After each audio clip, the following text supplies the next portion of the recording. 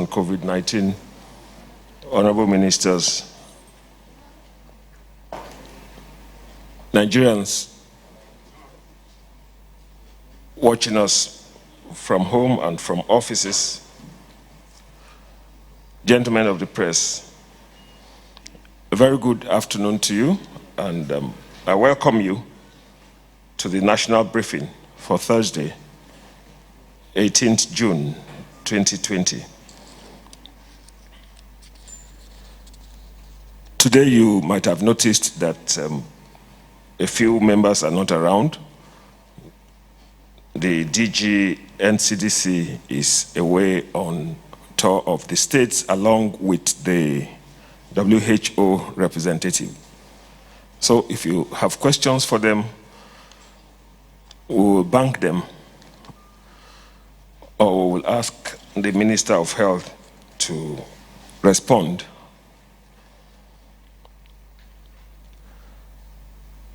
This afternoon, we are marking a milestone as will be unveiled by the chairman in his remarks. Let me quickly now invite him to the podium to make his remarks, after which the Minister of Health and the National Coordinator will update us in successive order. I now invite the Chairman of the Presidential Task Force on COVID-19 and Secretary to Government of the Federation to please come to the podium to make his remarks. Mr. Chairman, sir. Ladies and gentlemen of the press, I welcome you all to the national briefing for Thursday, 18th of June, 2020. Yesterday, Wednesday, 17th June, 2020, made it exactly 3 months since the Presidential Task Force on COVID-19 was inaugurated and assigned the task of putting in place sustainable measures for the control of the spread of the virus and strengthening our healthcare systems to withstand the deadly virus and prepare for the future. The Presidential Task Force was given a timeline of 6 months for its assignment. You will recall that the terms of reference given to the Presidential Task Force include the following. 1, to strengthen the national response strategy, particularly in the areas of testing, containment, and management of COVID-19. 2, strengthen collaboration with all tiers of government, private sector, faith-based organizations, civil societies, donors, and partners. And 3, build awareness among the populace. 4, direct the deployment of any relevant national assets when necessary. 5, lay a foundation for scientific and medical research to address all emerging infectious diseases. And lastly, 6, advise government on the declaration of national emergency as part of the containment measures when necessary. It is therefore very apposite that the Presidential Task Force on COVID-19 undertake a midterm review to ascertain the extent to which it has been able to achieve the set objectives. There has no doubt been some modest achievements, challenges, and lessons learned over the past 3 months. The COVID-19 is certainly the greatest invisible public health emergency that has threatened humanity in modern history. As at the last recorded numbers on Wednesday, 17th June 2020, global figures of confirmed cases were 8,408,203 persons, resulting in 451,463 deaths in 213 countries. Unfortunately, as at the same period, Nigeria accounts for 17,735 infections and 469 fatalities. Ladies and gentlemen, these are not just numbers. They are our brothers, sisters, mothers, fathers, friends, and colleagues. These fatalities are forceful reminders of the task before us all.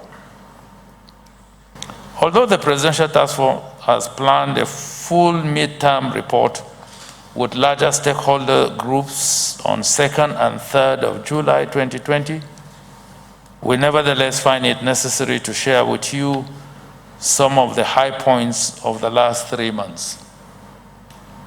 The Presidential Task Force has the following functional working areas through which it implements its objectives.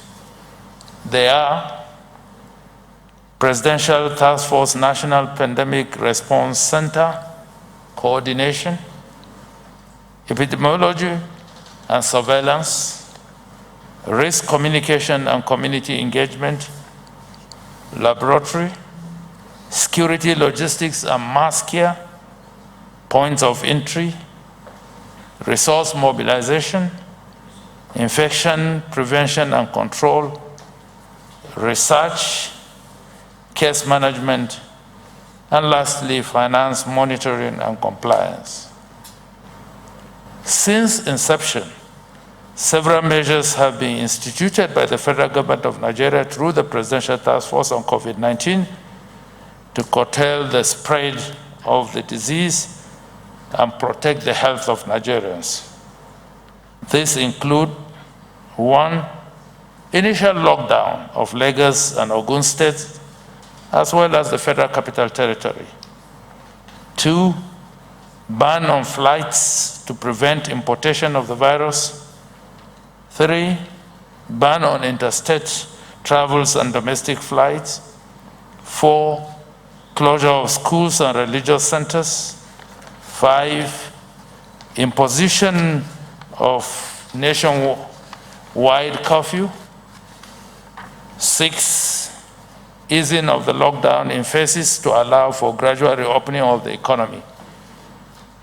And 7, prescription of measures to be observed to prevent spread, such as mandatory use of non-medical mask coverings in public places, mandatory provision of hand-washing facilities and sanitizers, extensive temperature checks in all public spaces, physical distancing of 2 meters between people in workplaces and other public places, prohibition of gathering of more than 20 persons outside of a workplace. In addition to non-pharmaceutical measures, the following capacity has been developed: expansion of the testing laboratories from 2 to 38 as of today. Trained over 13,000 health workers in infection prevention and control. Develop policy and protocols for testing returning Nigerians. Develop policies and protocols for integration of primary health care into the national response. Developed stronger and sustainable policy for community engagement and risk communication. Collaborated with development partners to boost our resources and enrich our capacity for technical response. And lastly, raise the isolation center bed space from 3,000 to over 5,000 nationwide. Let me, at this juncture, acknowledge the leadership and guidance of His Excellency President Muhammadu Buhari, who has consistently supported and encouraged the Presidential Task Force. The support received has been a huge boost to the determination of members to succeed. I similarly acknowledge the collaboration of other committees set up to address the impact of COVID-19 and the collaboration from the Nigerian Governors Forum. The Presidential Task Force consistently pursued a national response that was underpinned by science, data, and global experiences that placed a high premium on our local peculiarities. The importance of this approach is further underscored by Mr. President's call during yesterday's extraordinary China-Africa Summit on solidarity against COVID-19 through a video conference, which the Honorable Minister of Health and myself were privileged to attend, when he called for knowledge sharing as a fundamental aspect of dealing with this pandemic globally.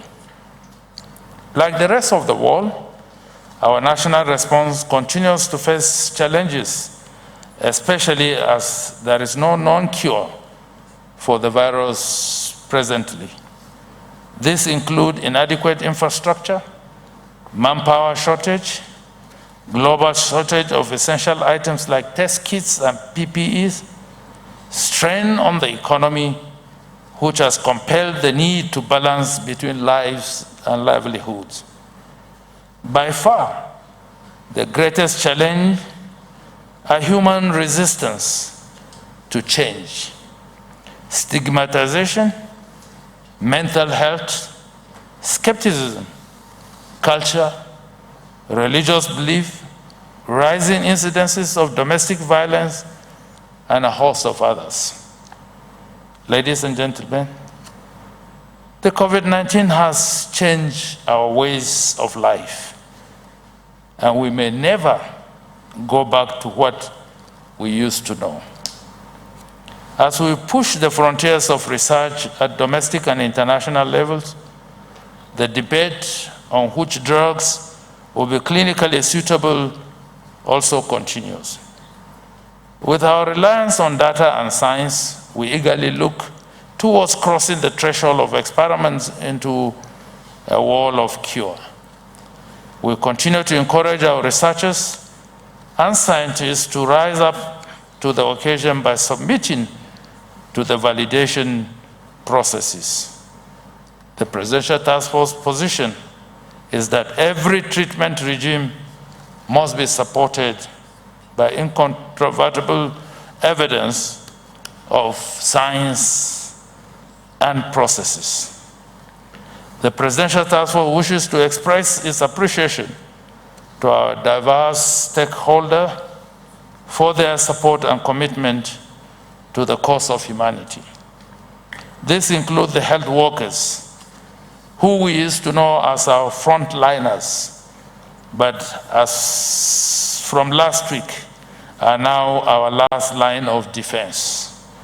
Security agencies, state governments, the private sector, traditional and religious leaders, international community, professional bodies, and public-spirited Nigerians. Your contributions have been highly instrumental to our present level of progress. Ladies and gentlemen, the journey ahead of us all is even more important than the last 3 months. As you are aware, the main focus is on community engagement and risk communication, while not neglecting the need to obey all guidelines and non-pharmaceutical measures. We therefore crave your buy-in so that we can collectively become champions in the efforts to wipe out the virus. Always remember that the virus is near and is real, potent and dangerous. Our relaxed lockdown should never be interpreted to mean otherwise.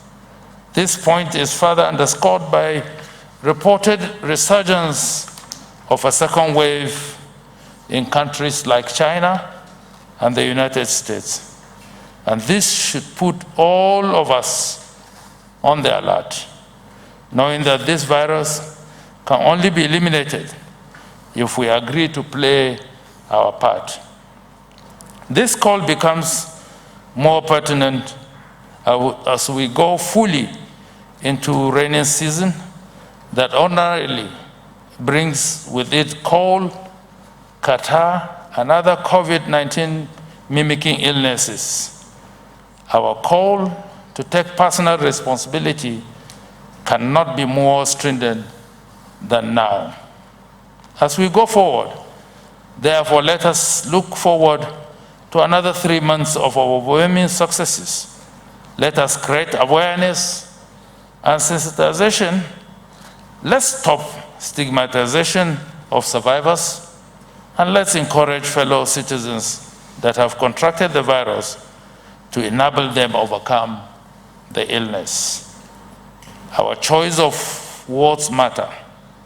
Our attitude and reactions to them would help to boost the stability of their mental health and encourage them on the path of recovery. All combined will help our efforts to test, detect, trace, isolate, and treat. I now have the privilege to call on the Honorable Minister of Health, thereafter followed by the National Coordinator, to update you this afternoon. Thank you. Federation and Chair of the Presidential Task Force on COVID-19, Honorable Ministers here present, Permanent Secretaries, National Coordinator, Directors, ladies and gentlemen of the press. The Nigeria Center for Disease Control yesterday announced 587 new confirmed COVID-19 cases in Nigeria, increasing the total tally to 17,735 cases.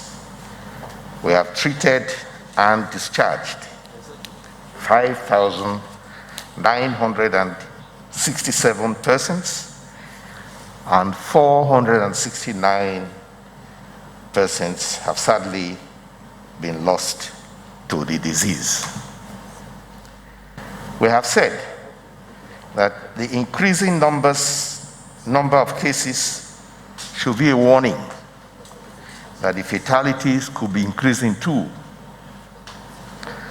But there are measures and strategies we can take to limit the fatality rate.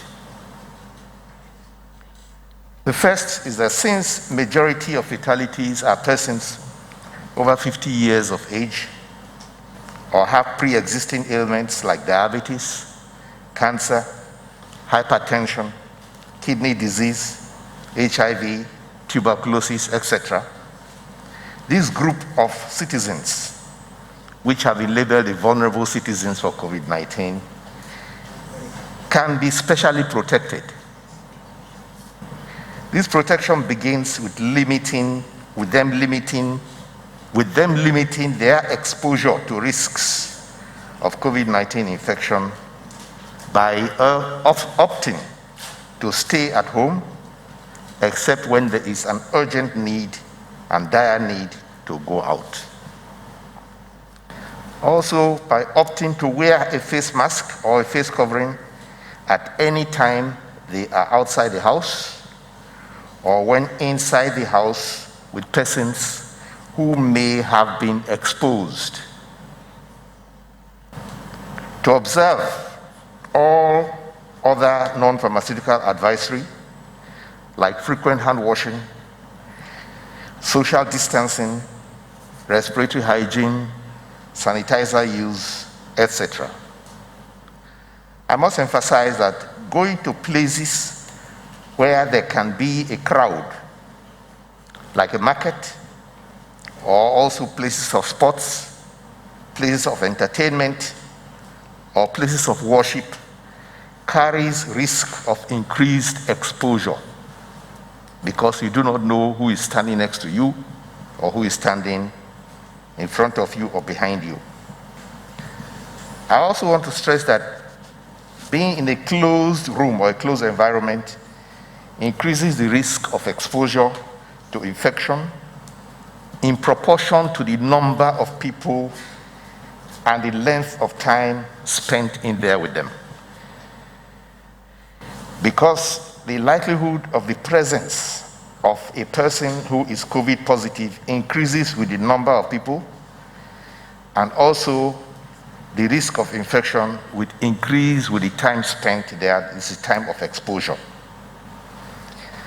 All persons in the vulnerable group that I have just mentioned who test positive ought to go immediately to a treatment center immediately in their own best interest.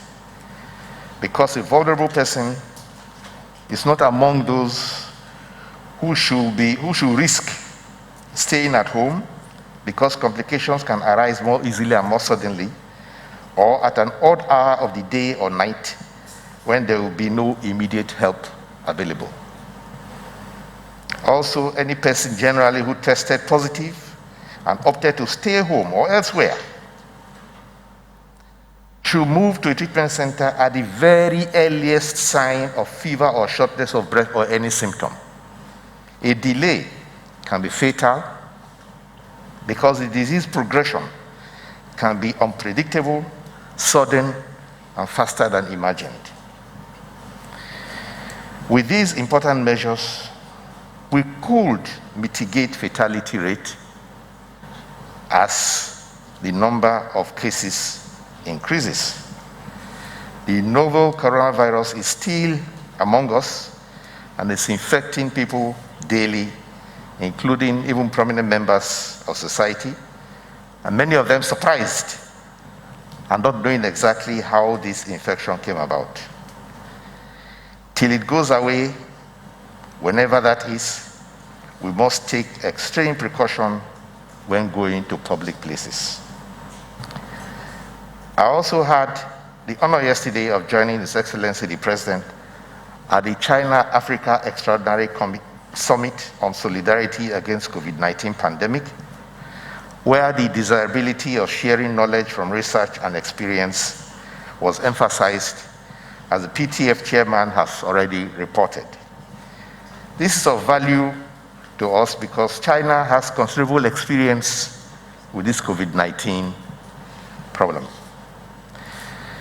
Earlier yesterday, we also signed a bilateral agreement with the Democratic Republic of Korea on cooperation in the area of public health and medical science, and the agreement is to start cooperation between both countries in the areas of exchanging experience in public health and health science and primary health care management, facilitating visits by scientists, and exchanging information on research. On Monday, 15th of June, we inaugurated the Governing Council of the Pharmacists Council of Nigeria, where the council was charged to refocus aspects of the profession to meet up with the realities of today, as COVID-19 pandemic has brought medicine security in Nigeria to the forefront. We have updated case management guidelines with reviewed changes like discharge criteria and medication used for the treatment of COVID cases. Our treatment centers will also be getting an advisory to test the applicability of a drug recently repurposed and announced as being effective for treatment of COVID-19. The engagement of states and support for them in management of COVID-19 in their centers will continue to increase with increased capacity building. The Ministry of Health will also be prioritizing the procurement of oxygen generators alongside ventilators, because our experience so far shows that oxygen supplementation is in high demand and very helpful in treatment of COVID-19. Thank you all for your attention. Honorable Ministers, members of the PTF, gentlemen of the press, good evening. My theme for today is the issue of enforcement of our protocols. The PTF continues to be very concerned about the issue of compliance. As you are aware, we are here to push for the containment of COVID-19 in the country through data-driven medical advisories. The fact that we are receiving many reports on the flouting of the guidelines by individuals, groups, and organizations is simply unacceptable. As I've said in the past, COVID-19 is far from over globally, and neither is it over in Nigeria. There's no doubt that a lot of community transmission is happening, and it continues to increase across the states. Now, more than ever before, if you go out, you are more likely to get COVID than before. Your risk of acquiring COVID because of the numbers we have now is more than 3, 4 weeks or 5 weeks ago when we had a lockdown. So there really isn't any room for relaxation at this point. The reason why we had to relax the lockdown was in order to sustain the livelihoods of Nigerians, particularly those who depend on a daily income for survival, as well as to sustain our economy. But it wasn't because COVID has gone, and it wasn't because we should be more relaxed in terms of our prevention measures. In order to balance the issue of livelihoods with public safety, we issued advisories, we issued protocols that will guide the relaxation of the lockdown in order to mitigate the high risk of transmission of the virus among us, and to also ensure public safety. We have noticed that a lot of people do not wear masks in public spaces. It is mandatory for masks to be worn in public spaces. Masks are supposed to cover your nose and mouth. They are not meant to cover your chin. There are also concerns about physical distancing and the issue of mass gatherings. We'll particularly note the issue of social gathering and organizations going for concerts against the lockdown protocols by the federal government. We are working with the security agencies to put in place enforcement when it comes to organizations that flout these guidelines. We will not sit back and allow public safety to be endangered by a few. While we are very much aware of the challenges that people continue to have because of the guidelines that we have issued, but these guidelines are there for a specific reason. They are there to protect us. They are there to protect public safety. We know that some businesses have been fined or even closed due to non-compliance. There have also been various levels of enforcement using the police, mobile courts, and in some cases, charges being brought against the parties. It is easier to change behavior if you do so voluntarily. And this is why we are increasing our level of risk communication and community engagement, pushing public awareness activities right down to the grassroots level.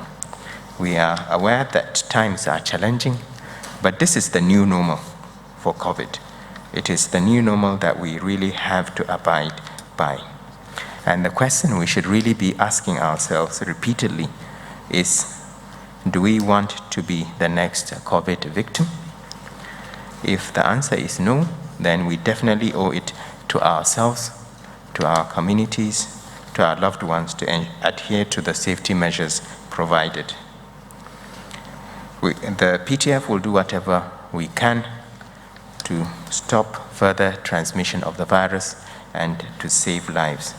But to do so, we also need to accept personal and collective responsibility for our actions. We plead with the public to please understand with our measures and to personally challenge those that continue to put us, our loved ones, or our communities at risk of COVID infection. Thank you. With Channels TV. I would like to direct my first question to the National Coordinator. We have just about 3 days to the tentative 21st of June that was set for the opening of the sky for local flights. I'd like to know, what feelers are you getting from the operators? Are they meeting up with some of these requirements for reopening, or you think the tentative date there will be need to shift it? My second question, I will appreciate it if the PTF chairman will be able to give a response to it. Is the PTF doing anything to address the impasse between the Ministry of Health and the resident doctors? The last time that the Ministry of Health and the Ministry of Labor met with them, the meeting ended in deadlock. And the comment from the ministries that were trying to reconcile the challenge shows that there is a threat for dismiss these doctors should they continue with a strike. On the side of the doctors, after that meeting, till now, they still insist on the strike. We know the effect this could have on the fight that the PTF is coordinating. So are you thinking of intervening so that this impasse will be resolved? I also like the Minister of Education to respond to my next question. It has to do with universities, especially the private universities that are charging full tuition from students, even though there will not be lectures and there is no date in mind for the resumption.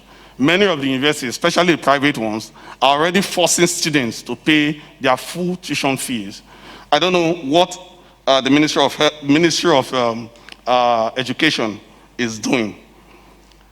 My other question is actually for the Minister of Foreign Affairs. Unfortunately, it's not here. All right, thank you.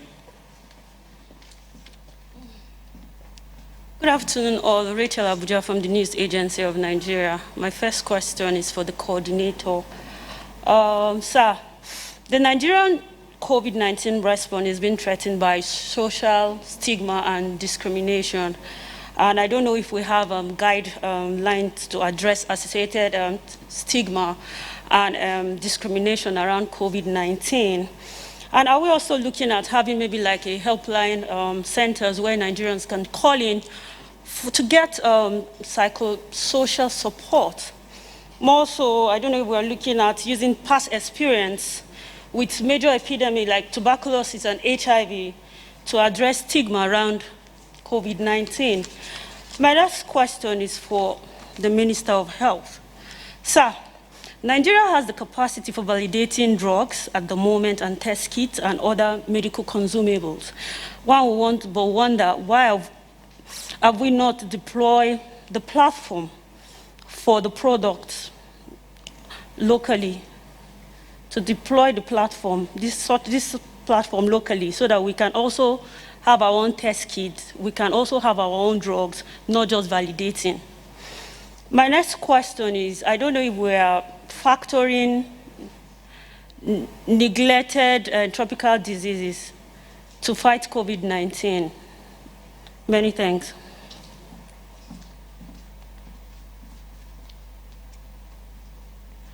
Good evening, Chairman and members of the Presidential Task Force, my colleagues.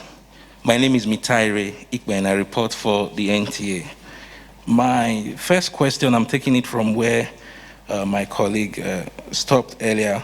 The National Association of Resident Doctors has threatened that their colleagues in isolation and treatment centers nationwide will join the strike in 2 weeks, within 2 weeks, if their demands are not met.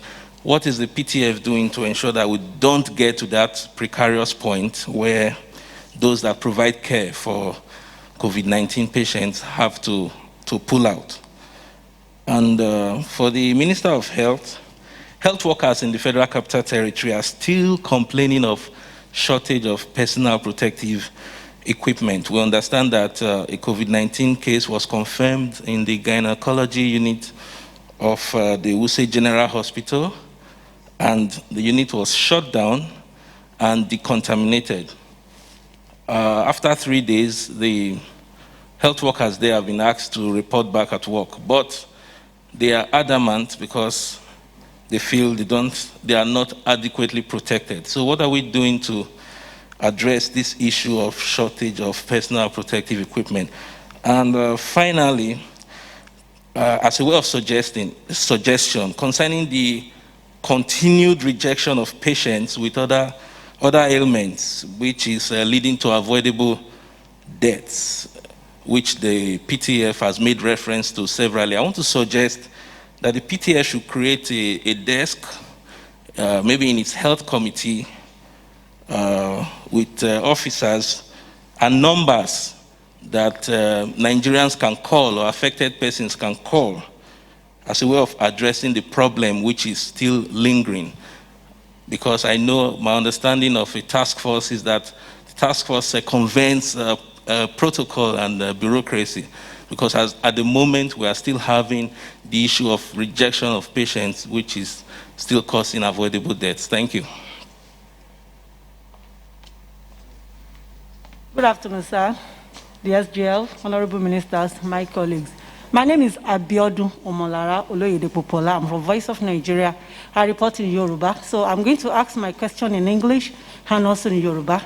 So I'm going to ask in Yoruba the Minister of Interior, Minister of Interior, Ogbeni Rauf Aregbesola. Then the Minister of State of Health also is going to answer a question. And also my Minister of Information, also is going to answer in English and Yoruba. My question, sir, to Minister of Interior Affairs. Sir, the people in the prison, I don't want to say people in the prison, the prisoners, the correctional services. Sir, I want to know much about what is really happening there in this area of pandemic, because there was a research, and we found out that some of these people are complaining within themselves that they are not properly taken care of. And at the same time, some of them also have symptoms of COVID-19 and they are not being taken care of. I want you to please say it in English and also in Yoruba. Thank you very much. My Minister of State, sir, of Health. Sir, some people will take their people to the hospital for the cure of COVID, or maybe, sorry, let me start with some other ailments that have the symptoms of COVID-19. And they will be deprived of having attention. And before you know it, that person will give up. What are you really trying to educate the personnel, the medical personnel, for them to understand there are differences between the symptoms of COVID-19 and other ailments? Sir, in English, sir, the Minister of Education, some schools now are asking their students to pay for their third time when they have not even finished this time already. What are we saying about it? Then my minister, sir, the only thing I want you to do for me, sir, is just to explain in Yoruba the new guidelines that we have now. Thank you very much, sir.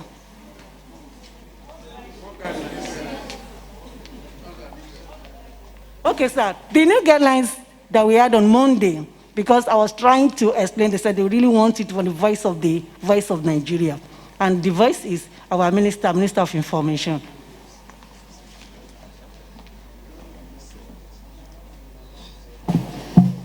Good evening, honorable members of the PTF team. My name is Juliana Taiwo Baloyen. I have just one question for the coordinator, please.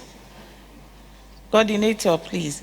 The Road Public Transport Owners of Nigeria Association says 3 weeks after they've submitted their proposed guideline and protocols to NCDC, which they applauded. They are here to hear from the PTF. They said the continuous ban has created a very lucrative black market in interstate travel. So they want the PTF to answer.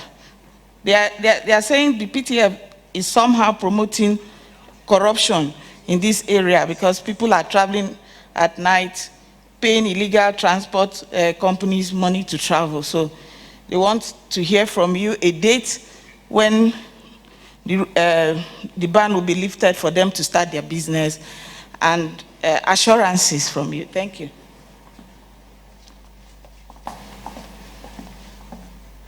Mr. Chairman, members of the task force, my colleagues, good afternoon. My name is Nancy Oyedia Orom from AIT. Let me start with you, Mr. Chairman.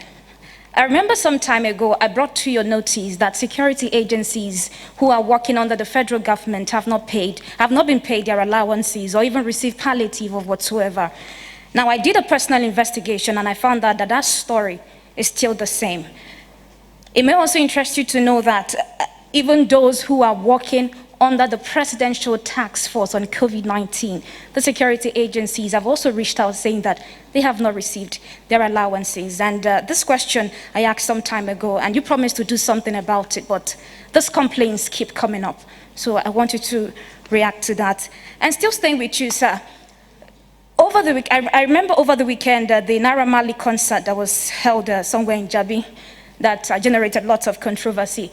At the moment, the place have been sealed up. My question now, is there a way the Presidential Task Force can intervene through the FCT? Because most of the people there that have shops are actually coming up to say that it looks as though they are the ones paying for the sins of the organizers in Naira Marley, looking at the fact that some of them are still recovering from the lockdown. Is there a way you can intervene, looking at the fact that this is a PTF, so there can be a waiver for these people? And finally, to the Minister of Interior, you weren't here on Monday and last week. I asked the same question. I said there was a training for those who were newly recruited for correctional center, their workers, and there was a training for them in Lagos before the COVID-19. And during the COVID, they were told to go back home. But as we speak, they have been called back for that training in Lagos. Looking at the fact that the numbers in Lagos are the highest in Nigeria, what assurances are you giving these people of their safety? That's the question. Thank you.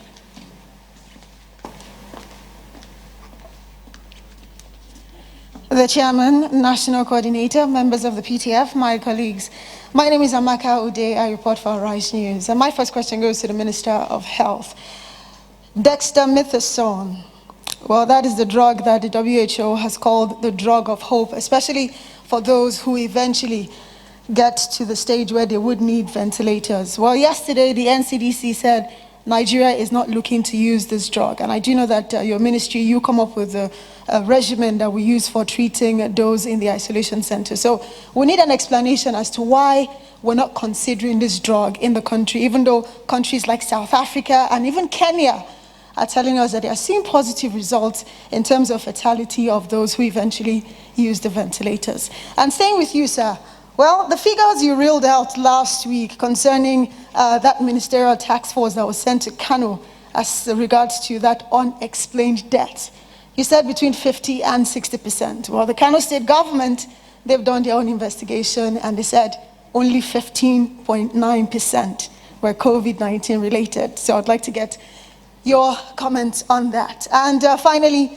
to the national coordinator, well, there are some calls coming in now. They said, if you're able to allow those who have lost loved ones, you give them exemptions to travel to the village. What about those who plan to get married traditionally? Is there some sort of exemptions that you can give to them? Because they're saying, yes, for the church weddings and all the sorts of weddings, you can do it virtually. But for traditional weddings, you have to go home and meet the family. So I'd like to get your take on that. Thank you.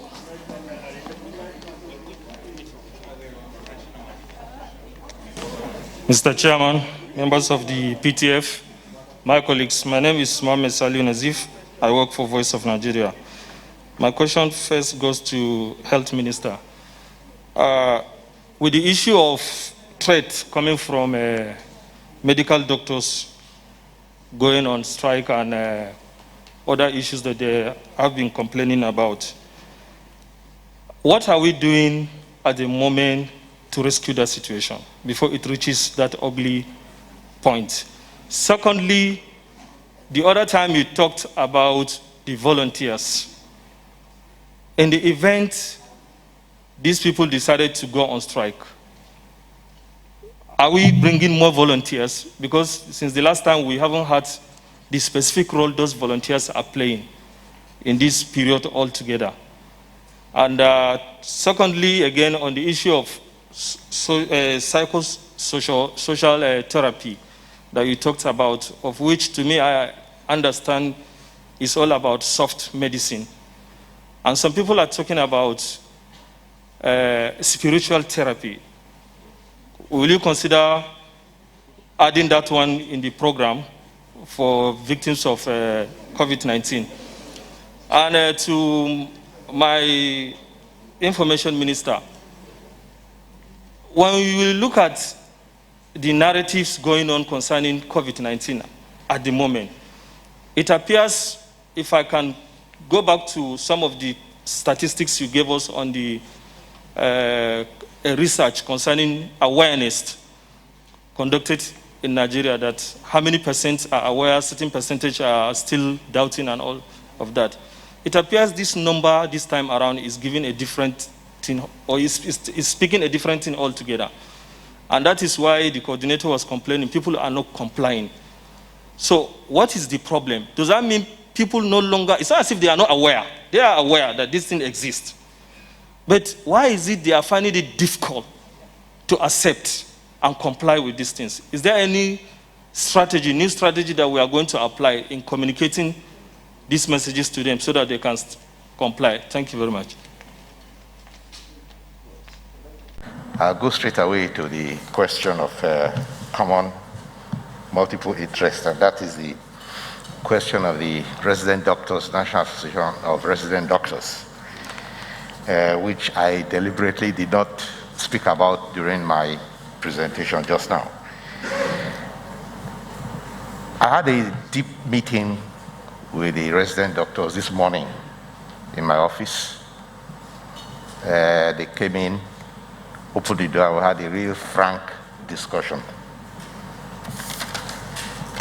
It is clear that there are some things they are frustrated about, perhaps justifiably, and many of the things they reported did have merit. And what I had to make clear to them was that we work within a system where things follow certain processes, and they appeared to listen very carefully to me. In fact, they were very attentive. I think we had a very good rapport. They spoke and we spoke. And to understand that we work within certain systems, and there are many of those observations they made which can be remedied easily, like the one for personal protective equipment, which as a matter of fact has been distributed widely in 2 phases. First of all, to each state government, and secondly, to every tertiary hospital in all the states. So if I hear now that there is a shortage in FCT, I'm surprised, because FCT is the closest to a warehouse. We have warehouses in Lagos and warehouses in Abuja and other places. So I'm not sure that the information about the PPE is correct, because I have personally prioritized the issue of personal protective equipment. I've also pleaded for rational use, because we import most of all of these, and if we use them anyhow, we can easily run out. But nevertheless, we make sure it's available in all the places where it's supposed to be used. There are countries in the world where there was shortage. In fact, there was global shortage of everything. If you look at foreign news, you will have seen that there's shortage everywhere. But we haven't really had that shortage. There are places in Europe where they had to use rubber from dustbin linings and so on. So we be very careful that we keep a stockpile, and anywhere there's a shortage, it is immediately remedied.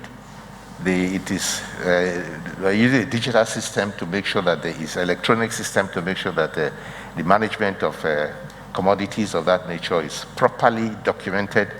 And I asked yesterday for a report. I got it this morning, a thick file of distribution of PPE. I have it on my table right now, well documented, supplied everywhere. Sometimes it may be that the warehouse of the particular facility has not given it out. I don't know, but we are on the central side here doing everything to facilitate distribution of PPEs. Now, the young doctors also had some erroneous belief that we could here dictate what goes on in other states. There are certain complaints which they have, not with the federal government, not with the Ministry of Health, but with certain states, which we say that we can only put in a word, but we can't, we can put in a good word, but we can't deal with the problem within the state, administrative problem within the state. So we'll put in a word, we assure them of that, but they shouldn't have the impression that we can solve problems that occur in specific states. We do have a means of advocacy to request and also sometimes worry some governors to attend to certain issues regarding doctors. So that one was cleared up. And the few other things they brought up are easily cleared. We can take care of those ones. They're not big problems, issues of discipline and so on, which we can take care of. So I do believe, and I'm sure that they will reconsider. We had a very frank talk, and I look from how attentive they were, that they understand the situation. We also explained that this COVID period is not a good time to withdraw service because people's lives can be at risk. It may be the life of someone you know, maybe the life of a relative. And there's nothing that is really so such that anybody who can be hurt during this process should be left to be hurt. So they appear to appreciate that very well. And because COVID does not discriminate between anyone at all.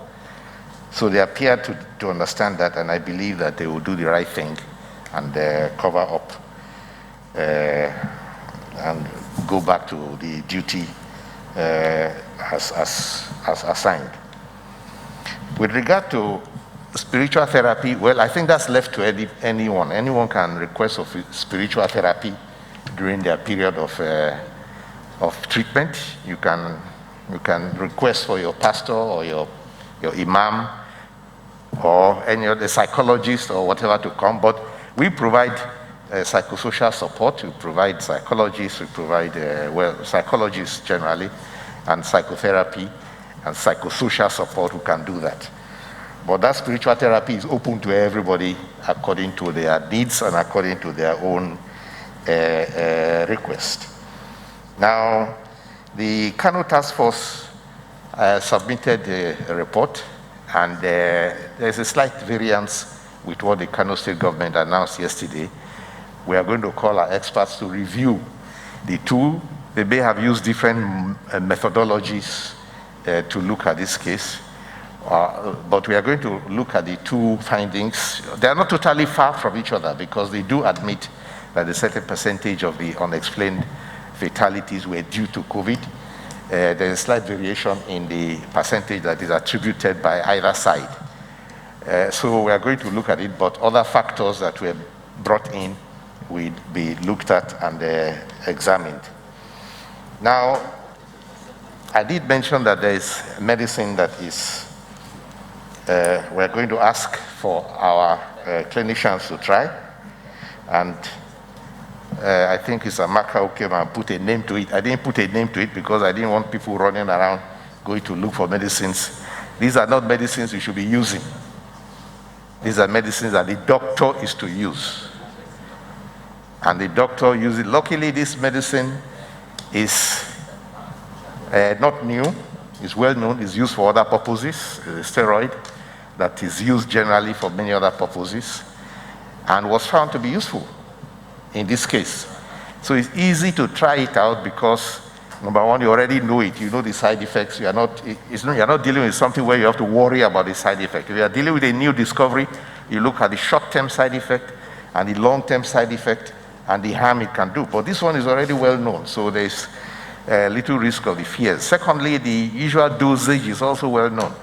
So, and it's also medicine that is not terribly expensive or terribly unavailable. So we are going to ask our clinicians to also consider adding it to their trials and seeing what results it works in our own circumstances for this particular problem.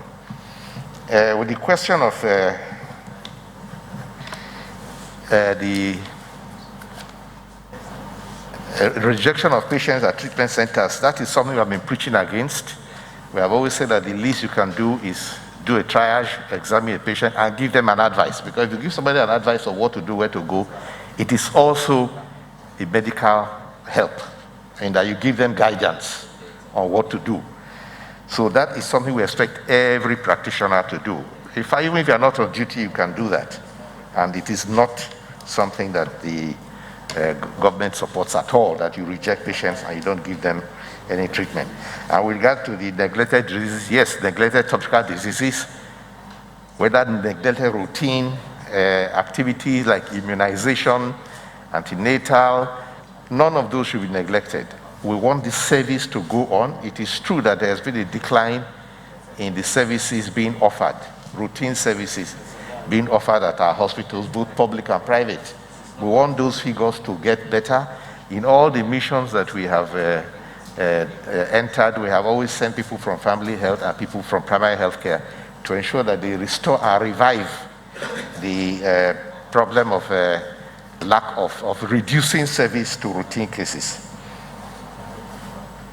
So the test kits, all test kits, whether they are domestically produced or they are imported, are put to verification. They have to be validated, all of them.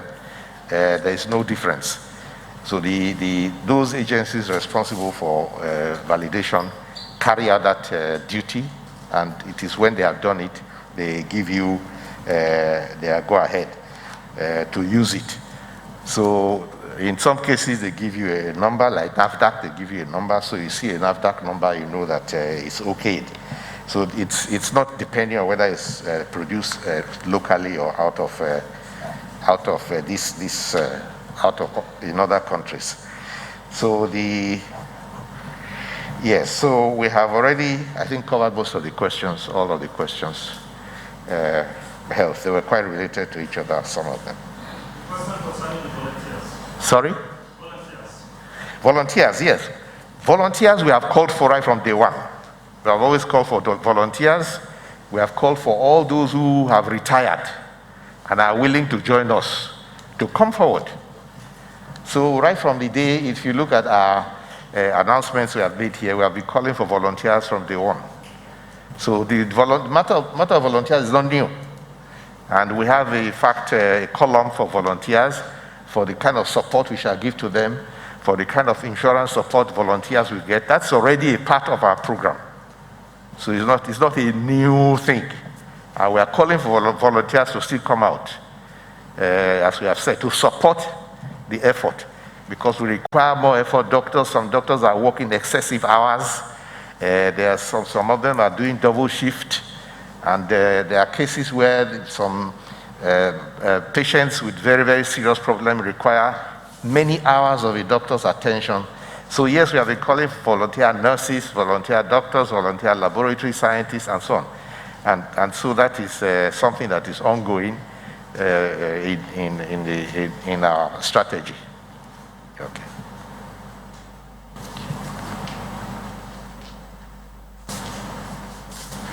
Do with the issue of social stigma and discriminations. The Honorable Minister of Information will be talking on that in greater detail, but I do agree on the importance of psychosocial support. I guess, well, spiritual support will probably be part of psychosocial support. Your suggestions about a helpline is useful. We will look into it. Obviously, it will require a lot of training, I know we do have links with a particular hospital or institution here in Abuja in terms of looking at the psychological aspects of COVID. But as the pandemic itself progresses, this will become an even greater issue, more and more. In terms of transport guidelines, we actually had a detailed presentation today at the PTF meeting of a submission by the Federal Ministry of Transport on the changes required as we relax the lockdowns over the next few weeks. So we are aware of some of the guidelines and will be incorporating some of the suggestions into our next set of guidelines for the exemption. Essential travel, traditional marriages. Well, obviously we cannot compare people that are traveling for the purpose of bereavement with those that are traveling for the purpose of marriage. Of course, I'm not saying marriage is not important.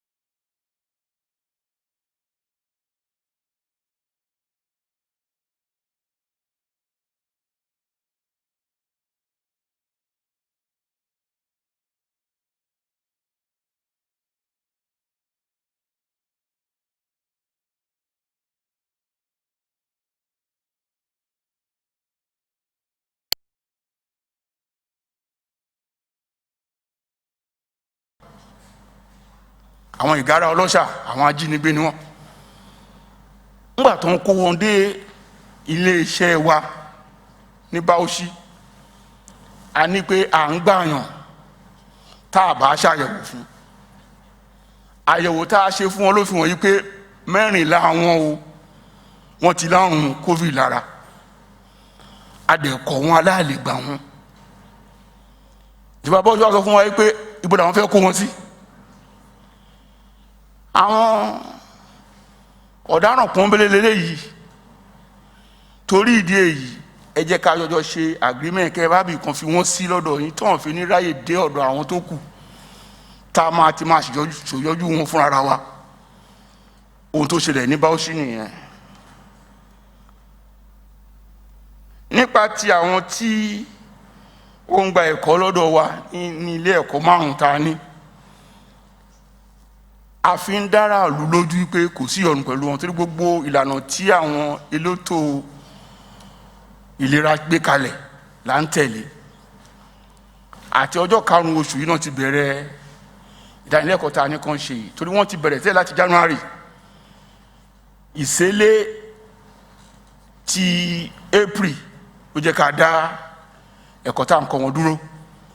Wọ́n gbà tán ti fàyè díẹ̀ sílẹ̀ wọn ló mú ká bẹ̀rẹ̀ ní ọjọ́ 5 oṣù yìí.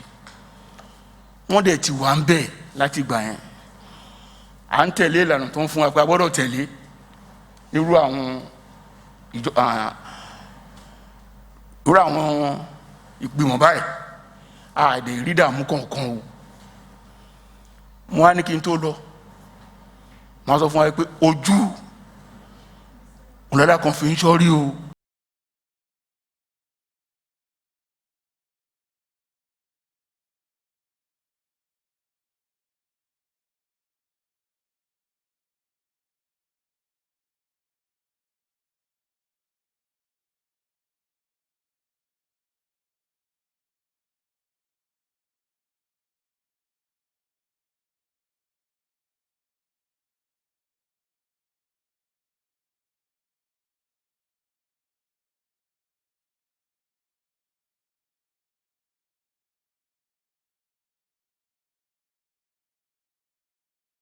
To them with their readiness to open by any time from the 21st of June.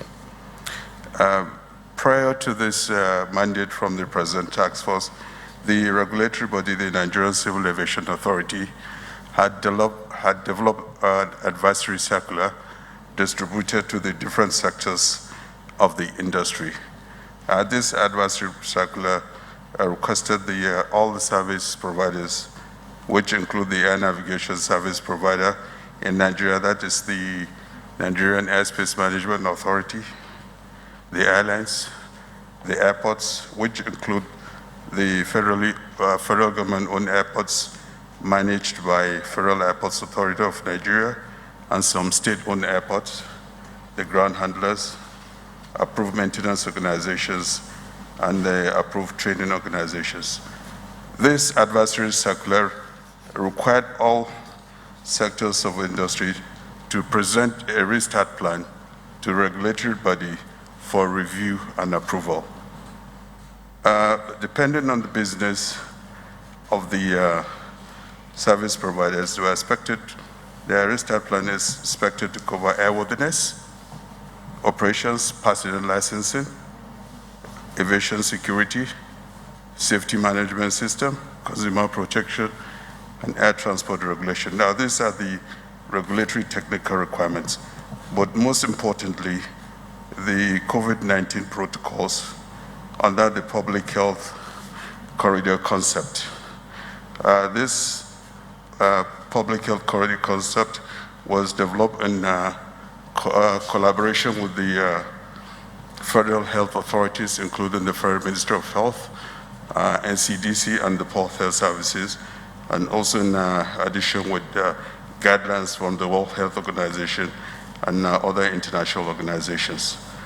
Currently, a lot of service providers have provided their restart plans, and these restart plans are supposed to be reviewed by the Civil Aviation Authority, the regulator of the industry.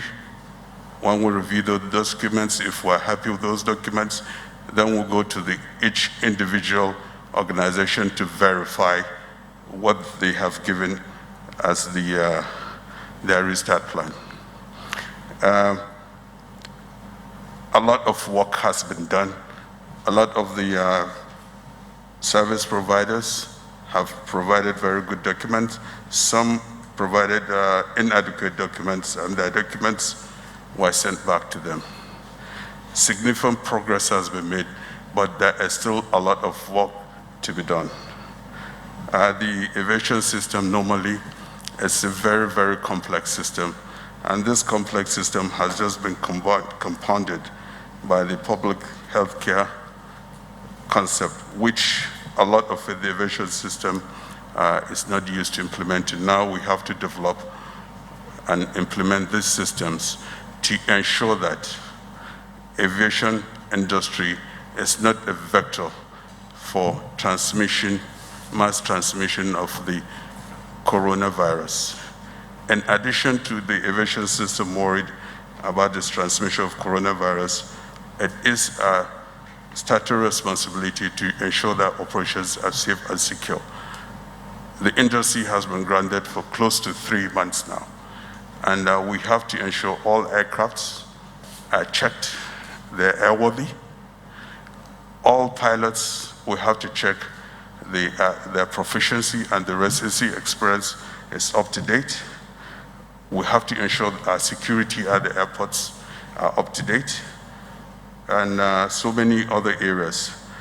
The proposed date, we never said aviation is going to start definitely on the 21st. We are supposed to put our report back. Based on what we have, we'll have some work to do. As such, June 21st is not a feasible date to resume operations domestic. The Civil Aviation Authority, despite all pressures coming from all quarters, will not approve the start of operations any date until we are sure and we confirm that we are ready to start in a safe, secure, organized, and efficient manner. To do otherwise will be disastrous for all of us. Open the industry when we are not ready and we are guilty of spreading coronavirus, or God forbid we have any incident, I believe the government will come hard on us, and it's going to be counterproductive, and it's going to be disastrous for the industry. We are not too far. We are close, but there's need for time to ensure that we are ready, positively, absolutely ready to start work. The civil aviation regulators had about 4 or 5 stakeholders meeting by Zoom, and we've had feedback from the industry, and we'll respond to their concerns and worries.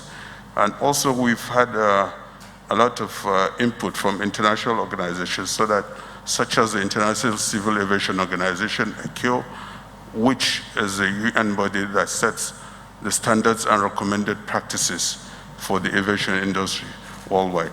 We take input for them.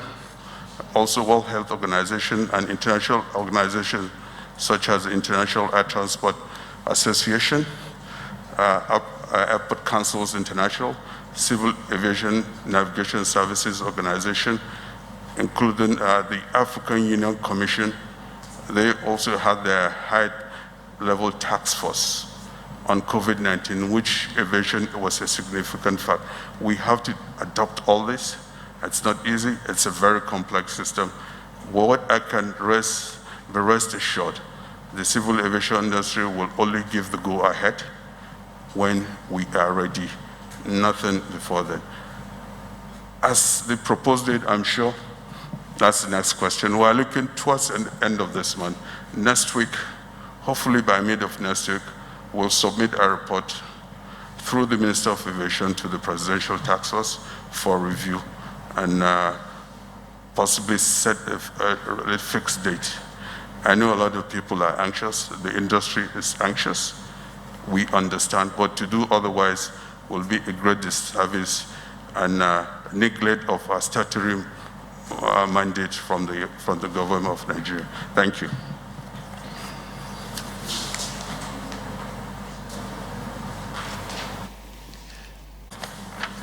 Members of the PTF, gentlemen of the press, lóòótọ́ wọn ní Fálànà bó tiẹ̀ tara ni là á gbọ́ àmọ́ kí n tó tí Fálànà kò tó gbọ́ tiẹ̀ kí n tó gbọ́ ti ẹlòmíì àbí kí n tó gbọ́ tara mẹ́jọ ń gbẹ́ ti ẹlòmíì náà gbogbo ìbò tí arákùnrin wọ̀sọ̀wọ̀sọ̀ tó sọ ni pé bàálù ò ní máa fò ní ọjọ́ kanlélógún oṣù kẹfà yìí ó àgbọ̀ dáadáa. Now to come to the questions that were actually addressed to me. I think it's Rachel that raised the issue of stigmatization. The truth of the matter is that this is an issue that the PTF, especially the Risk Communication Committee, addressed very early on. We addressed this by our testimony, audio and video series, which is still playing on our television and radio stations all over the country. Small fact, what we did was that we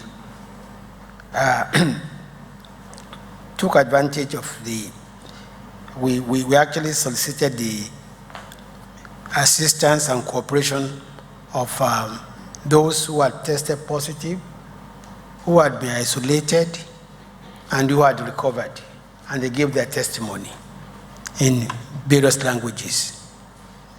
And I think the message they sent to everybody was that testing positive is not a death sentence.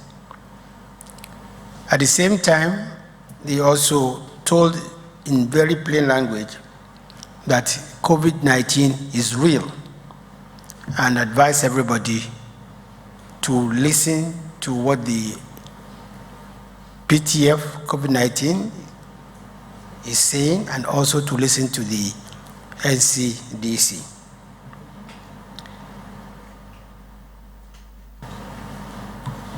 Yes, it's quite unfortunate, like correctly observed, that despite the fact that over 99% Nigerians are aware, or put it this way, 99% of those who were interviewed admitted that they were aware that there's COVID-19. However, 95% of them also said that they've actually listened and they've heard the admonitions of the PTF, COVID-19, and that of the NCDC.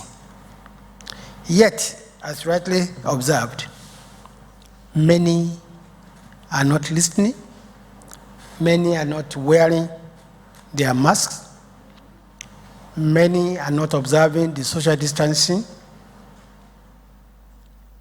many still have to be found in, mass gatherings. Well, our approach to this is that we will continue to deepen our advocacy programs. We'll continue to enlist the support of all stakeholders. We have gone far beyond just, using the television, radio, or the new media. We've also gone down to social mobilization. And here, this is where the NOA has been very, very active. But we are of the view that until and everybody takes ownership of this pandemic and this advocacy, very little will be done. And this is why we enlisting the support of national rulers, faith leaders, and opinion leaders to lead and take possession of our campaign. They don't take possession of this campaign, we will not be able to achieve as much as we want to achieve. The NOA has gone down to the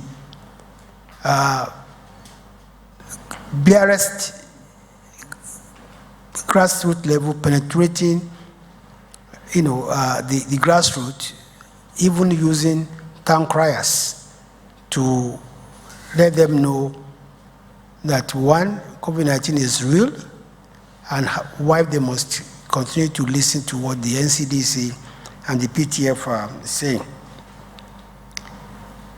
The second question, of course, I think linked to this is the issue of behavioral practice.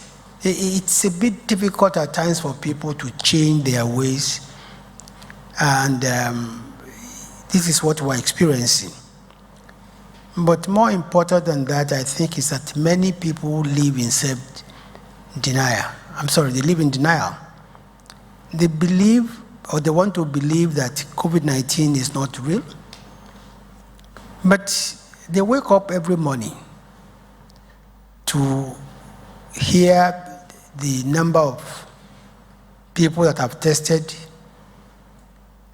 positive, the number of deaths that have been recorded.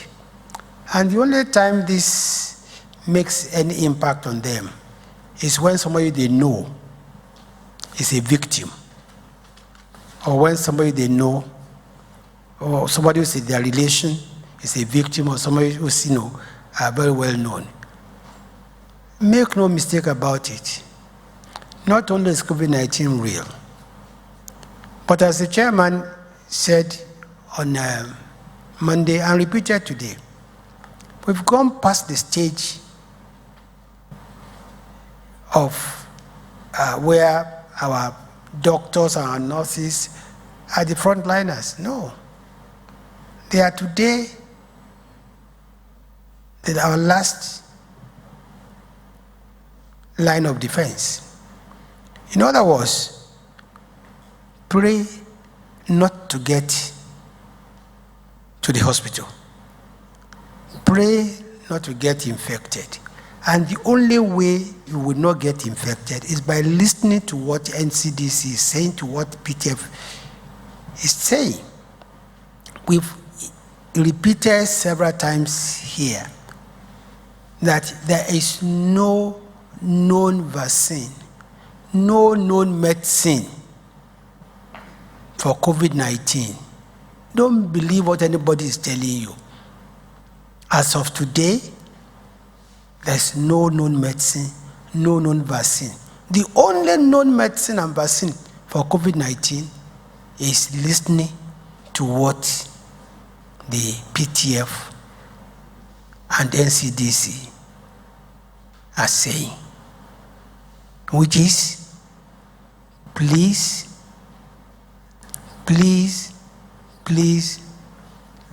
wash your hands, use sanitizers, keep social distancing, avoid mass gatherings. There's no other medicine than this. And if you know the experience of those who have gone through this, who are going through this, you will pray never to be infected with COVID-19. I had a very personal experience 3 nights ago when a relation of mine called, and of course he had barely recognized his voice. So I decided to talk to the son. And I asked him, "What's wrong with your daddy?" He said, "My daddy," after going around, I said, "My daddy is I did."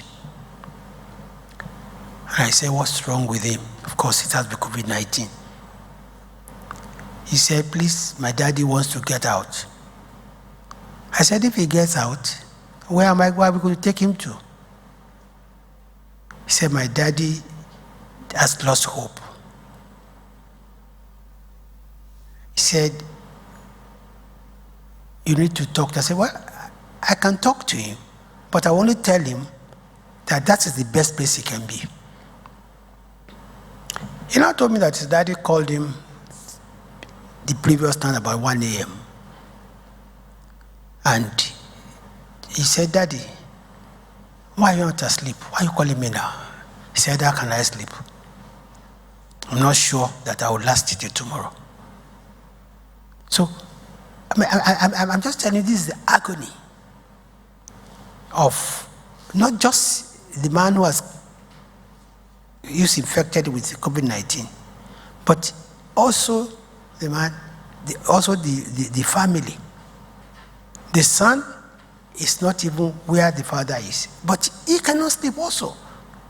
The son told me that I'm afraid if there's any call, it's an unknown number, I'm afraid to pick it. I don't know what's going to be. So please, I'm appealing to all of us. COVID-19 is real. And this is the best place we can all be, doing what this, NCDC has asked us to do, or the PTF has asked us to do, which is, please keep to the regulations, and we will not be infected. Thank you very much. Now, to answer the question posed to me in Yoruba, which is actually that what are the new guidelines? I think, well, it depends on which one you want, but guideline, àwọn ètò tí àjọ PTF tó ń gbé sílẹ̀ àti NCDC ní wípé tó lóòótọ́ láti sọ pé a lè lọ sóko díẹ̀, a lè lọ sí odò díẹ̀, torí bí àpọ̀lọpọ̀ ti ṣe àlàyé àrùn àjàkálẹ̀ tó wà yìí kò ń ṣe pé ìlera nìkan ló ń bá jà, ó ń bá okòwò wa jà àti jẹ àti mu wa, àbí sọ pé tó a lè ní pé kí a dẹ̀ síra wa mọ́lé títí a ṣáà jẹ a ṣáà mu a gbọ́ bùkátà la fi ní tò ẹ jẹ́ ká ṣètò díẹ̀díẹ̀ kí àwọn èèyàn kí wọ́n máa lọ síbi iṣẹ́ kí wọ́n máa bọ̀, ṣùgbọ́n tán bá ti ń lọ tán bá ti ń bọ̀ kó rántí pé ewu ìwà ní òkú lóńgẹ́ o, pé lóńgẹ́ fún rẹ̀ gan ewu ni o. Kò àwọn ètò tá a gbé sílẹ̀ ni pé a sọ wípé tó kò séwu mọ́ o, a sọ pé COVID-19 ti lọ, tá a sọ ni pé COVID-19 yìí wà o, ó wà o, ṣùgbọ́n a gbọ́dọ̀ jẹ, a gbọ́dọ̀ mu. Ẹni tó bá sì wà láyé ni ó jẹun, ẹni tó wà láyé ni ó mu. So ẹ máa rọra o, tẹ́ bá ti ń jáde o, ẹ máa fọwọ́ yín dáadáa o, tẹ́ bá ń jáde o, ẹ má lọ síbi tí èrò bá ti èèyàn bá ti pọ̀ sí o. Tẹ́ bá wà ní kò síbi tí Ọlọ́run ti ń gbàdúrà o, dandan pé dandan kọ́ ni ká lọ sí ilé ìjọsìn, dandan kọ́ ni pé ká lọ sí mọ́ṣáláṣí láti lọ kírun o, ẹ dúró ní kọ̀rọ̀ yàrá yín o. Gbogbo ẹni tó bá gbọ́ ní tí a sọ yìí díẹ̀ Ọlọ́run á gbé wa lékè COVID-19.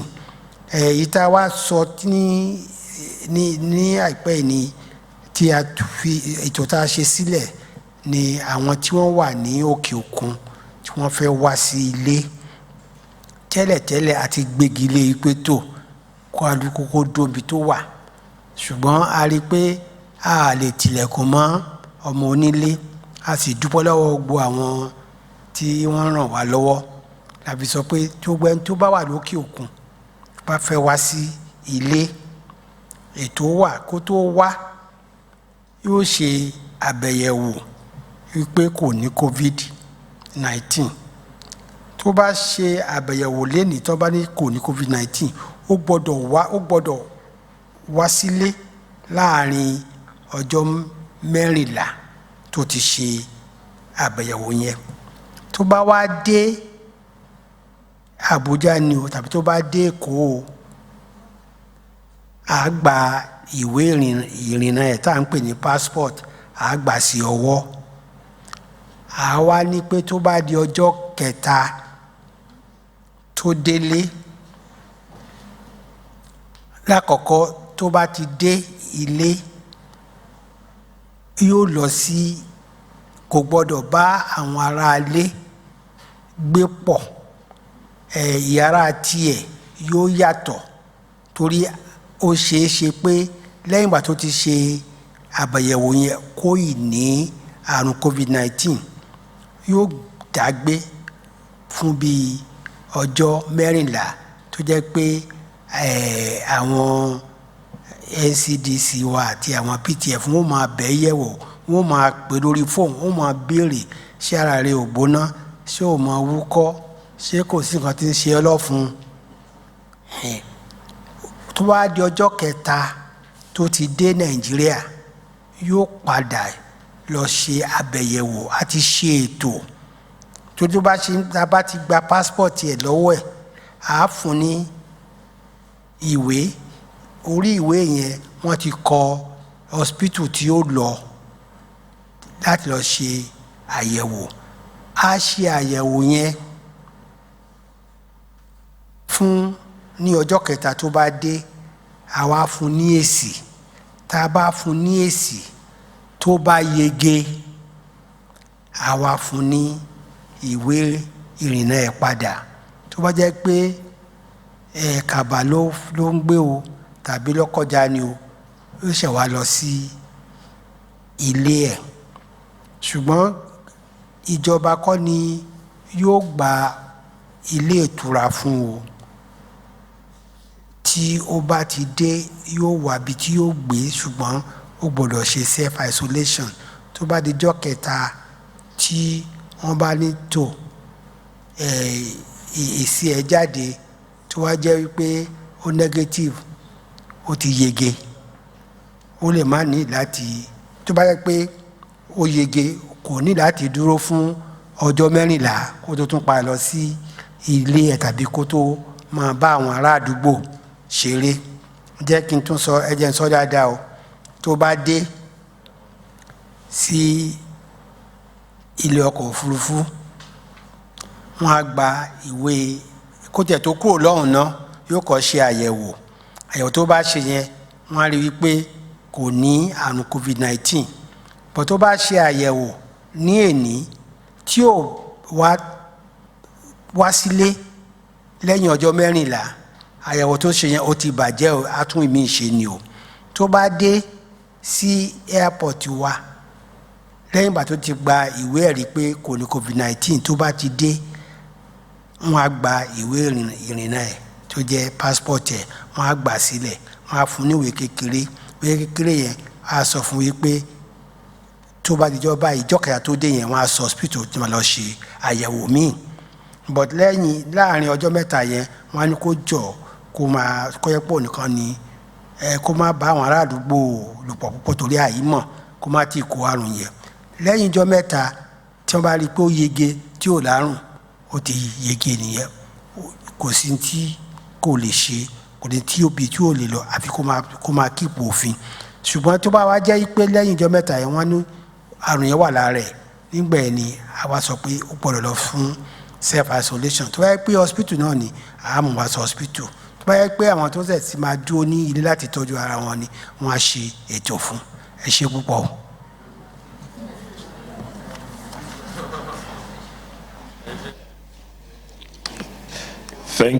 Ó tún parọ́ ni o, parọ́. Wọ́n ní pé tó bá dé bó ṣe ń dé báyìí, bí mo ṣe sọ kó tó kúrò ní ìlú tó ti ń bọ̀, ó gbọ́dọ̀ ṣe àyẹ̀wò. Àyẹ̀wò yẹn tán bá ní pé kò lárùn ni ó tó wọ ọkọ̀ bàálù. Tó bá dé Nàìjíríà yálà Èkó ni tàbí Abuja, wọ́n gba pásítọ̀tì ẹ̀ lọ́wọ́ ẹ̀, wọ́n ní kó lọ ṣe àyẹ̀wò míì ní ọjọ́ kẹta. Wọ́n wá ní tó bá tẹ̀ negative gan, ọjọ́ 14 ni ó self isolate ní ó dàgbé ní inú ilé ẹ̀ o. Tó bá jẹ́ pé ó yege kò míì pé yóò máa bá àwọn ará àdúgbò lò pọ̀, ó yẹ máa ṣe, ó yẹ máa dágbé o. But tó bá jẹ́ pé kò yege wọ́n ó mú kúrò bóyá hospital ni wọ́n mú lọ. Ẹ ṣé púpọ̀.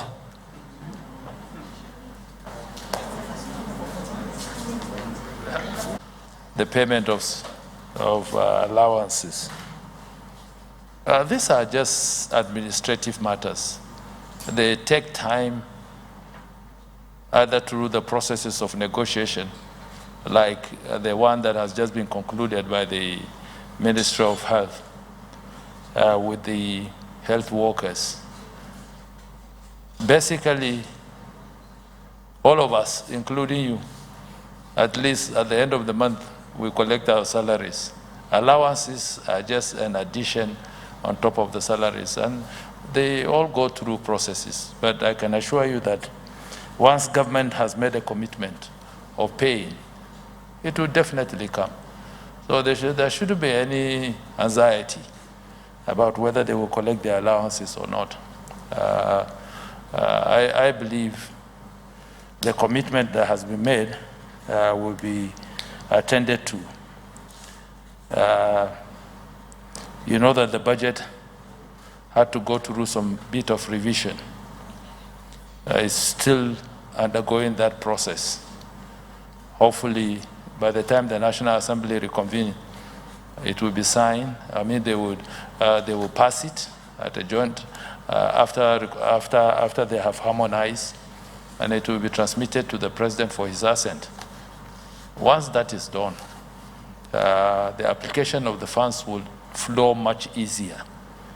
So these are administrative processes that I believe is ongoing, and it will meet the expected or meet the expectations of our officers, our men and women who right now are busy working so hard to ensure that we overcome the current health challenge that is confronting the entire world.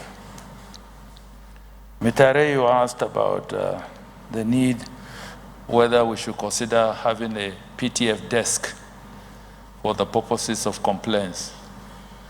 That will be usurping the responsibility of the Ministry of Health, which has a Department of Hospital Services. I hope I'm correct. That should be their responsibility. We are a task force with a limited period of time of operation. The first schedule of time that we've been assigned is 6 months, start to finish. Yesterday was 3 months. So technically, except if we have presidential approval to extend at the end of the next 3 months, the lifespan of the presidential task force will come to an end. But COVID-19 will not be gone in the next 3 months. Let's be honest. So institutions of government that are charged with the responsibility of managing our healthcare system will continue to run the process. So I believe that the appropriate department to open the help desk for the purposes of receipt of complaints and attending to complaints, especially for people who are often turned back when they go to the hospitals in search of medical care, should be the Department of Hospital Services in the Ministry of Health. The other two questions, let me start with the one by Friday. With regards to the strike action by the Association of Resident Doctors as to whether we had intervened. As a task force, we have not intervened. But as a government and as a ministry charged with the responsibility, I believe the Minister of Health and his Minister of State and the Minister of Labor and Employment have been in constant engagement with the Association of Resident Doctors as to their plight and to the decision to withdraw their services at this moment. I would want to make an appeal to the resident doctors to be very considerate about the plight of Nigerians at this moment. We are dealing with a public health matter. So it affects everybody. And to consider the appropriateness or the propriety of withdrawing services at this time on issues that were negotiated some 6-7 years ago. Because I had some of the issues that are being raised for the purposes of consideration and settlement now were decisions that were reached in 2014. I stand to be corrected. Decisions that were reached in 2014. Some were reached after that. If we did not bring a finality to that, in terms of timing, I would want them to consider this. Is it the appropriate time to take such very drastic and adverse measures that would have the tendency of affecting all of us? Like the Minister of Health rightly observed, we all have relatives, we all have loved ones. Even amongst the resident doctors, I had one of their officials saying that over 200 of them have been infected in the course of their work attending to patients. So what happens to the care of these 200 plus of their members if at this moment they will withdraw their services? How would they be cared for? Who would help them manage this very difficult period,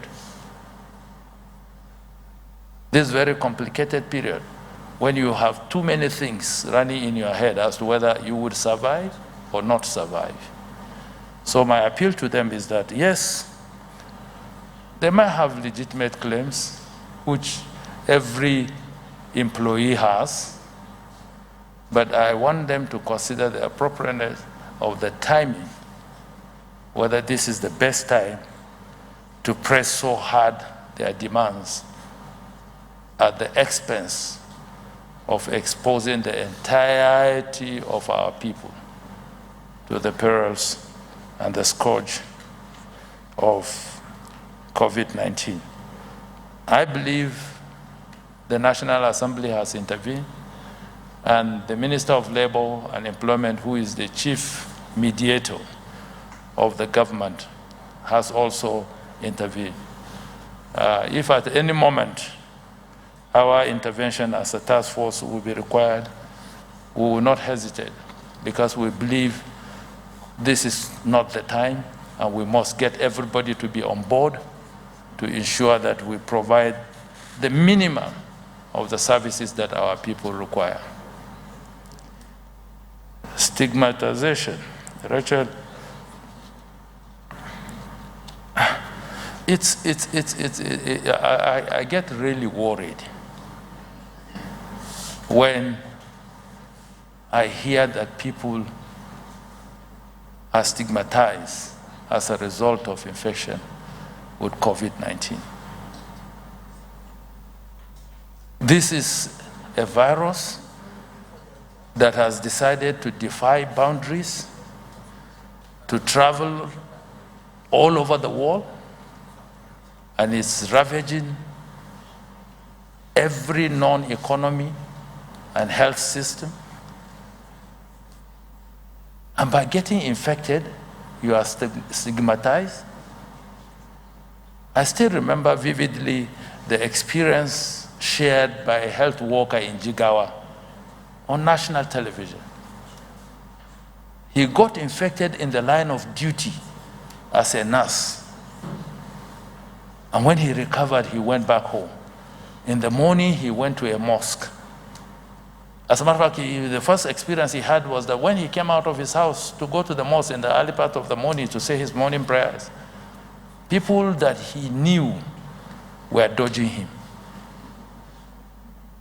After he said his prayers and he returned home, a professor, somebody who has risen to the point of being a professor, called him on the phone and advised him not to return to the mosque. And he was sharing this on national television. Am I the only person that heard about it? That I consider very, very, terrible. Called him and advised him not to return. But I was glad when I saw the chief imam of the central mosque in Dutse saying that that was an Islamic, it was not proper, that such a person requires all the support from the community so that his recovery process will be total with the support of the community. So I believe at this moment, we cannot afford to stigmatize our people. You may care to know that almost 80% of people that are infected are in no form of isolation center or hospital. We're just caring for about 20 people that have decided to show up or provide themselves when they are critically ill for the management and care. Most people, one of the reasons why they decide to avoid the isolation centers or don't present themselves until it is late and complications begin to develop is because of this simple reason of being rejected, of being treated differently. So my appeal to all of us as Nigerians, that there's no point stigmatizing anybody because he's infected with coronavirus. It's a disease that has defied boundaries. The high and mighty are afflicted. The low and downtrodden are afflicted. The rich are afflicted. The poor are afflicted. It has no respect for anybody, either gender, creed, or nationality. It started in China. We had no business having it here, but it has gotten here. I think at this point, all we need to do is to prepare and make sure that we do everything that will help us as a nation and as a people overcome this deviant virus. When we started was one on the 27th of February. Today, we have a record number of over 17,000.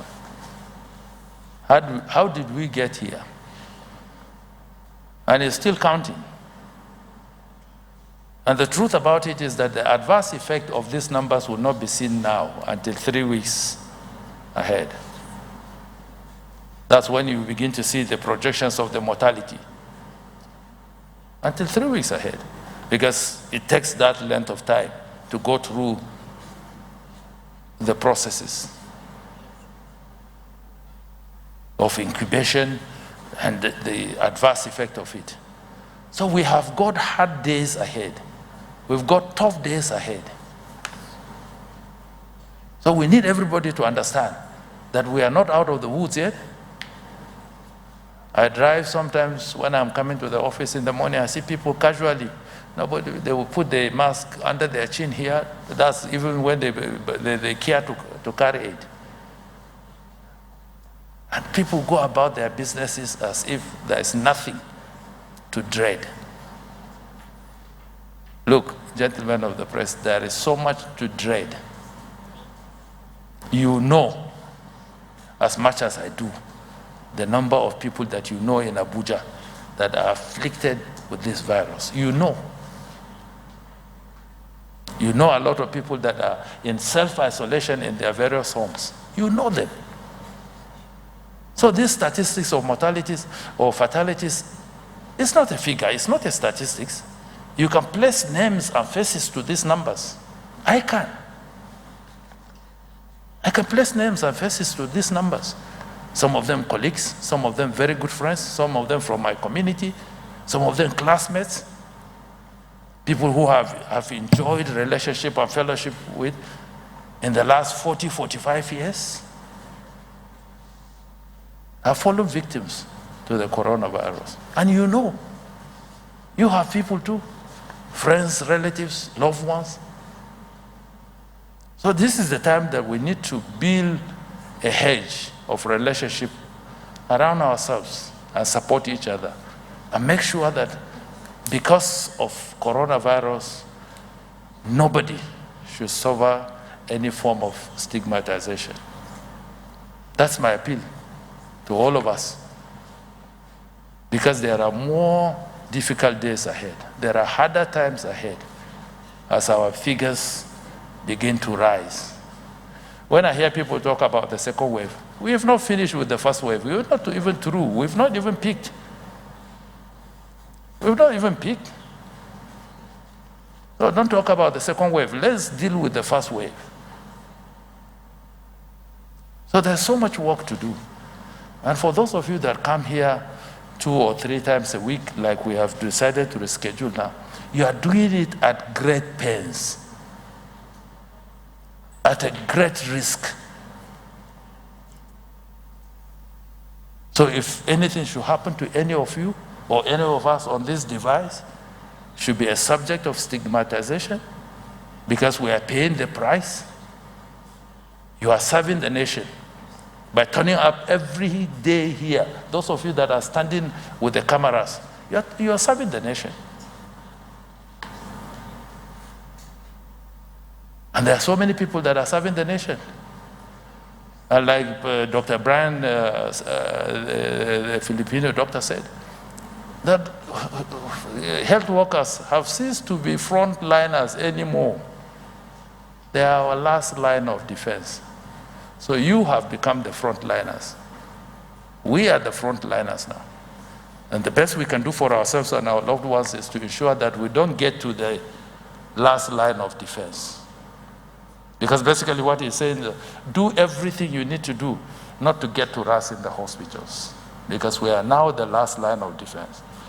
But it is your responsibility to ensure that you don't get to a situation where you get to the line of defense. Thank you, and have a wonderful weekend. Of announcements. First is the fact that, and this is to the public out there, please, the PTF is not recruiting. And there was a radio program in Abuja today. I've just received reports on that. And somebody phoned in that PTF engaged them, but they have not been paid. Somewhere in Gwagwalada, the phone call came from Gwagwalada. So scammers are out there. PTF does not recruit, will not recruit, has never recruited. So please don't let anybody scam you out there. It's very, very important. 3 months down the line, human resistance to change and behavior remains a major problem. Stigmatization is a major impediment to our efforts to detect, to test, to trace, to isolate, and to treat. It impacts on the esteem of the people who test positive or are being treated for COVID-19. Indeed, they are not victims. They are people. They are human beings like us, to be respected and loved. Stigmatization can drive people to hide the illness to avoid discrimination. Some may never seek medical help, resulting in uncontrolled spread of the virus. Let us stop stigmatization. Let us be positive and be encouraging with our words and our attitude. Stopping stigmatization is critical to making communities and members resilient, it will support our focus on community engagement and risk communication. Finally, please remember that the virus does not discriminate, people do. Together, as a nation, we can stand against COVID-19. Let us change our attitude, let us change our language. Take responsibility. I thank you very much. We hope to see you. God bless Nigeria. We hope to see you on Monday.